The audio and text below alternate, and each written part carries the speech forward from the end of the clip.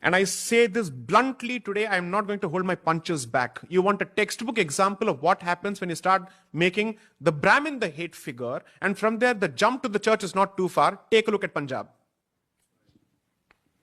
Take a look at Punjab. They first decided to vilify the Brahmin in the name of newly minted versions of Khalistanism under the British period. From there, they gradually moved towards anti-Hinduism because the jump from there is not much. After that, how far do you think is the jump from there to the church or Islam? Throw in drugs, it's over. And you're losing a crucial battleground border state. So I'm very clear. Keep attacking the Vedic core of the Hindu philosophy in whatever name, under whatever rubric, under whatever umbrella. You're paving the way for anti-Hinduism at some point or the other. Two more examples. Tamil Nadu. Parts of coastal Andhra. Kerala. The jump is not far. Stop vilifying people. You can't say that I'm going to unify Hinduism by making one group the punching bag of your positions constantly in the hope that it will unify people by creating a hate figure within. You don't have the guts to create a hate figure outside, therefore you're constantly creating a hate figure within.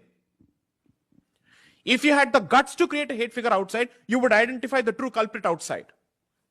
You don't want to do that because today you're willing to co-opt the jihadi but alienate the Brahmin. That is a conscious choice that some people have made within the Hindutva fold.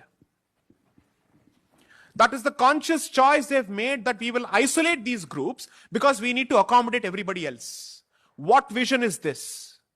So what is the message that you're sending to people who subscribe by the rules of the Veda? Answer that question first, because the Vedic Sanatana Dharma happens to be the core of Hindu Dharma for all practical purposes, the epicenter of this entire ocean that has been created. So what are you telling those institutions? Are you asking us to leave this country? If yes, how different are you from the Naxalwadi, or the Marxistwadi, or the Jihadi? This question needs to be answered. This is the most raging internal debate that needs to be addressed, because this virus has infected our ideology. And the discussion is not happening in the places where it has to happen, because people are taking pot shots sitting in their ivory towers, when the price is actually being paid by people on the ground. You are inciting people against each other on the ground. Go to parts of Uttar Pradesh. The biggest threat to Hinduism, especially in Uttar Pradesh, is going to come from Chandrasekhar Azad. You take it from me. You take it from me. It's going to come from that gentleman. And people sitting here will co-opt even him in the name of Hindu unity and alienate everybody else. Wait for this to happen. This is the direction in which we are hurtling at this point.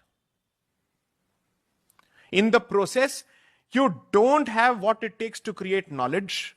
You have not preserved anything. You will destroy and spew and spit on everything that has been created for millennia. So my answer is very clear. My positions on this subject are not at loggerheads with Hindu dignity and Hindu unity. They are not. And if you constantly want to use untouchability as the touchstone for every position on Varnashrama Dharma, I'm sorry to say, you must be treated as an insider-outsider or a mole or a Trojan, which is even worse than the outsider. Just like to add a